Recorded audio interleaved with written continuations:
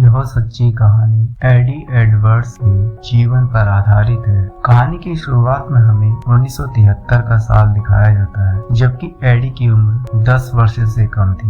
वह एक बाथटब में नहाते हुए अपनी सांस रोकने का रिकॉर्ड बना रहा होता है। इसके बाद वह कपड़े पहनकर घर से बाहर जाने लगता है। तभी उसकी माँ उसे टोकते हुए पूछती है कि वह कहाँ जा रहा है। इस पर एडी का जवाब होता है कि वह रोम ओलंपिक्स में सांस रोककर रिकॉर्ड बनाने जा रहा है। तभी उसकी माँ उसे एक बॉक्स देती है और यह कहती है कि इसमें वह अपने मेडल्स रख लेगा। इसके बाद एडी घर से बाहर निकल जाता है। उसकी माँ एडी के पिता को बताती है कि वह घर से बाहर निकल गया है। इस तरफ एडी रात के समय एक बस स्टैंड पर खड़ा होता है। तभी उसके पिता अपनी कार लेकर आते हैं और उससे पूछते हैं कि वह इतनी रात को कहाँ जा रहा है। एडी का फिर वही जवाब होता है, ओलंपिक्स में। फिर उसके पिता उसे भला फुसला कर घर वापस ले आते हैं। घर पर एडी की माँ उससे पूछती है कि यह सब कब खत्म होगा, तो एडी इसका जवाब देता है कि जब वह एक ओलंपियन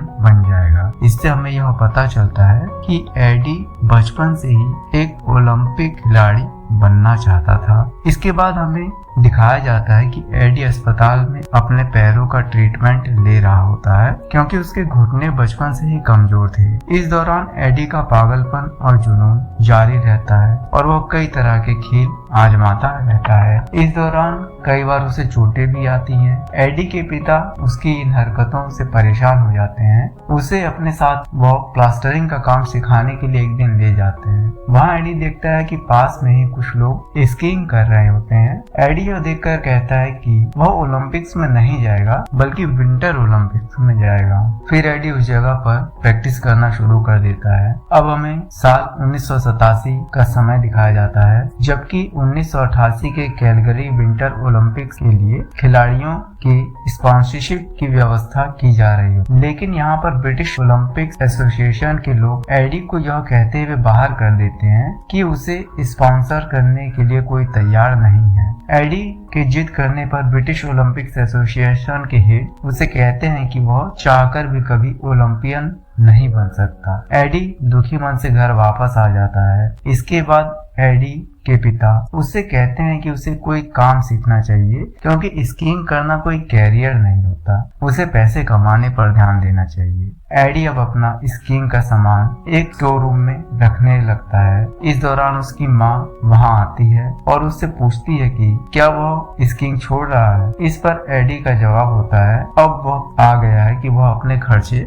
खुद उठाए। सफाई करते हुए एडी की नजर दीवार पर चिपके एक पुराने पोस्टर पर पड़ती है, जिसमें स्की जंपिंग का एक पुराना चित्र लगा होता है। अब एडी के मन में स्की जंपिंग सीखने का ख्याल आता है। अब एडी ब्रिटिश ओलंपिक्स हेडक्वार्टर पहुंचता है और ब्रिटेन में ओलंपिक स्की जंपिंग टीम के बारे में जानकारी लेने लगता है, जिसमें उसे पता चलता है कि ब्रिटेन में कोई ओलंपिक स्की जंपिंग टीम है ही नहीं। अब एडी खुशी से फूला नहीं समाता और घर आकर जर्मनी जाने के लिए बैग पैक करने लगता है। उसके पिता उसे काफी डांटते हैं, पर एडी की माँ उसका साथ देती है। एडी अब उसी बस स्टैंड पर खड़ा होता है जहाँ वह बचपन में आया करता था। एडी जर्मनी के स्की जंपिंग कैंप में पहुँचता है। वह जब उन ट्रैक्स को देखता है तो वह डर जाता है, क्योंकि वह बहुत ऊंचे होते हैं। इसलिए वह सबसे छोटे 15 मीटर के ट्रैक से जंप करता है, जो कि इसे काफी आसान लगता है। फिर वह 40 मीटर के ट्रैक पर चढ़ता है, जिसमें वह कई बार गिरता है और चोट खाता है। इसके बाद वहीं एक रेस्टोरेंट को चलाने वाली पेट्रा नाम की महिला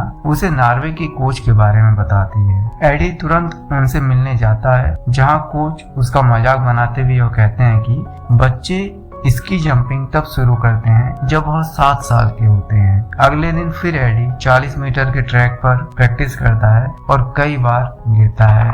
उसके गिरने की वजह से ट्रैक की बर्फ उखड़ती है, तो बर्फ की परत को सही करने वाला एक आदमी उसके पास आता है और उसे डांटता है। एडी को पेट्रा उस आदमी के बारे में बताती है कि वह भी अपने समय में एक बेहतरीन स्की जंपर हुआ करता था, जिसका नाम ब्रोंसन पियरे है। एडी पेट्रा से कहता है कि वे फेमस क्यों नहीं है। तब पेट्रा उसे बताती है कि गलत आदतों की वजह से उसे निकाल दिया गया था। इसके बाद एडी उस बर्फ ठीक करने वाले आदमी के घर जाता है और उनसे इसकी जंपिंग की टिप्स मांगता है। वह आदमी उसकी बातों को गंभीरता से नहीं लेता और एडी से कहता है कि वह कोई और काम सीख ले। वहाँ एडी उस आदमी से कहता है कि मुझे पता है आप अमेरिकी टीम की तरफ से ओलंपिक्स में थे। वह आदमी एडी की बातों को सुनकर चिढ़ जाता है और एडी को घर से बाहर निकाल देता है। अगले दिन एडी वर्ल्ड के नंबर 2 खिलाड़ी को 70 मीटर से जंप करते हुए देखता है और इस दौरान वह खिलाड़ी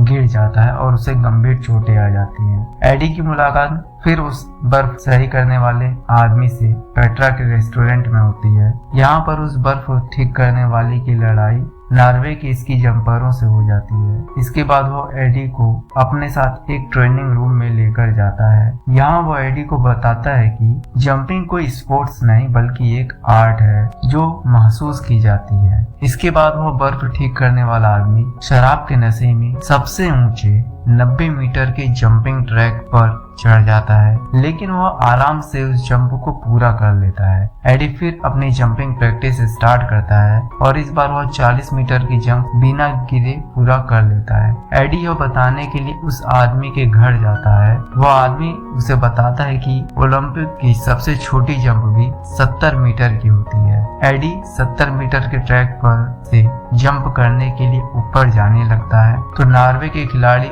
उस बर्फ सही करने वाले आदमी से पूछते हैं कि क्या वह सच में जंप करने वाला है, तो वह आदमी कहता है कि नहीं, वह बस उतावला है। ऊपर एडी जब इस ऊंचाई को देखता है तो जैसे उसकी सांसें अटक जाती हैं। वो पोजीशन में आने के बाद पास में खड़े एक खिलाड़ी से कहता है कि क्या वह उसे थोड़ा धक्का दे सकता है। इसी बातचीत के दौरान एडी का हाथ फिसलता है और एडी सरकते हुए नीचे गिरने लगता है। एडी को इस जंप में काफी चोटें आ जाती है और उसे अस्पताल में भर्ती किया जाता है। अस्पताल में जब वह बर्फ ठीक करने वाला आदमी एडी से मिलने आता है तो वह उससे कहता है कि वह उसे 70 मीटर से लैंड करना सिखाएगा। ठीक होने के बाद एडी उस आदमी के साथ प्रैक्टिस शुरू कर देता है। अब एडी गार्मिश शहर के ओलंपिक्स में जाने वाले खिलाड़ियों की प्रतियोगिता में भाग लेता है। अगर एडी यहाँ पर 70 मीटर की जंप सही तरीके से पूरी कर देता है तो उसे सीधा ओलंपिक्स में जाने का मौका मिलेगा। जब एडी जंप के लिए ऊपर जाता है तो कुछ लोग उसका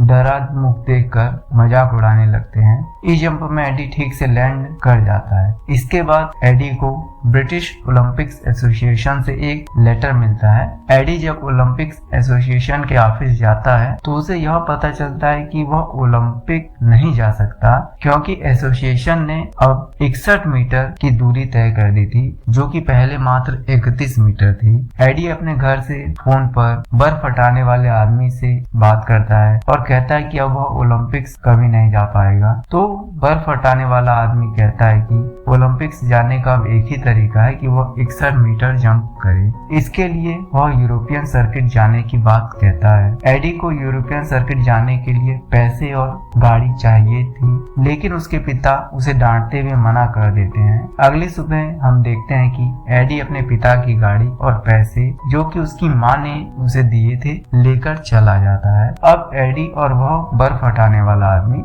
जर्मनी जाते हैं। यह एडी के क्वालिफाई होने का आखिरी मौका है। प्रैक्टिस जंप में एडी 61 मीटर पूरा कर लेता है, लेकिन जिस जंप की रिकॉर्डिंग होनी थी वह उस जंप में गिर जाता है। एडी काफी दुखी होता है। एक दिन पेट्रा के रेस्टोरेंट में सफाई करते हुए पेट्रा उसे कुछ लेटर देती है जो उसके लिए आए हुए होते हैं। उनमें से एक लेटर जर्मनी से आया था जिसमें उसकी जंप की दूरी 61 मीटर ऑफिशियली बताई गई थी जो कि एडी की प्रैक्टिस जंप थी। एडी खुशी से भर जाता है। एडी ये खुशखबरी अपने ट्रेनर को बताने जाता है, लेकिन ट्रेनर नहीं चाहता कि वह इस बार ओलंपिक्स में भाग ले क्योंकि वह अभी कोई मेडल नहीं जीत पाएगा। इसे लेकर दोनों में थोड़ी बहस भी हो जाती है। इसके बाद एडी वहां से अकेला ही निकल जाता है। कैलगरी ओलंपिक्स में भाग लेने ब्रिटेन की अन्य टीम के साथ जाता है। यहाँ एडी को ब्रिटेन का ही एक खिलाड़ी जबरदस्ती शराब पिला देता है जिससे एडी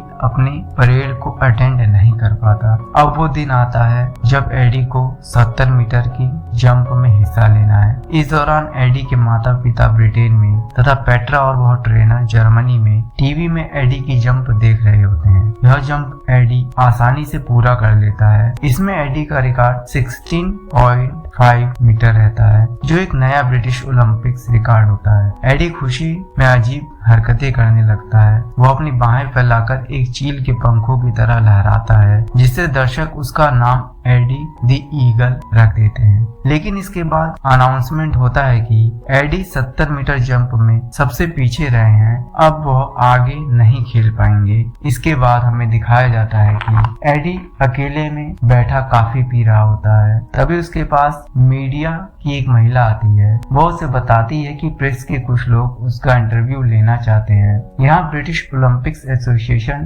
टीम के हेड उस महिला को धमकी देते हुए प्रेस मीटिंग बंद करवाने के लिए कहते हैं। इसके बाद एडी अपने ट्रेनर से फोन पर बात करता है। उसका ट्रेनर एडी से कहता है कि जैसे ही 90 मीटर की जंप शुरू होगी, लोग उसे भूल जाएंगे। यह बात एडी को लग जाती है। एडी को सोचकर उस प्रेस वाली महिला से एक प्रेस मीटिंग बुलाने को कहता है, जिसमें यह घोषणा करता है कि वह 90 मीटर की जंप में भाग लेगा। इस घोषणा से सभी चौंक जाते हैं। अब एडी का ट्रेनर भी वहां अगले दिन आ जाता है, जो एडी को मोटिवेट करता है। इधर उसके माता पिता भी इस घोषणा से काफी चिंतित हो जाते हैं। वो दिन आ जाता है जब 90 मीटर जंप प्रतियोगिता होनी है। पूरा ओलंपिक स्टेडियम भीड़ से खचाखच भरा होता है। एडी अपनी जंप करने ऊपर पहुंचता है तो उसे बचपन से लेकर आज तक की यादें आने लगती हैं, जिनमें उससे कहा गया था कि वो कभी ओलंपियन नहीं बन सकता। इसके बाद एडी अपने जीवन की सबकी जंप करता है। सबकी सांसें जैसे रुक जाती हैं। जैसे ही एडी लैंड होता है, वो अपना संतुलन खोकर पीठ के बल पीछे झुक जाता है, लेकिन जल्द ही वह अपनी पोजीशन सही करता है। इसमें एडी का स्कोर 71.5 मीटर होता है, जो एक नया ब्रिटिश ओलंपिक्स रिकॉर्ड होता है। सारा स्टेडियम एडी द ईगल के नाम से गूंज पड़ता है। कहानी के अंत में हमें एडी के माता पिता तथा वो भीड़ जो एडी को रिसीव करने आई होती है दिखाई जाती है, और यह कहानी इस वाक्य के साथ खत्म होती है कि ओलंपिक गेम्स में सबसे जरूरी जीतना नहीं, हिस्सा लेना होता है। जीवन में जीत नहीं, संघर्ष माने रखता है। यादें आने लगती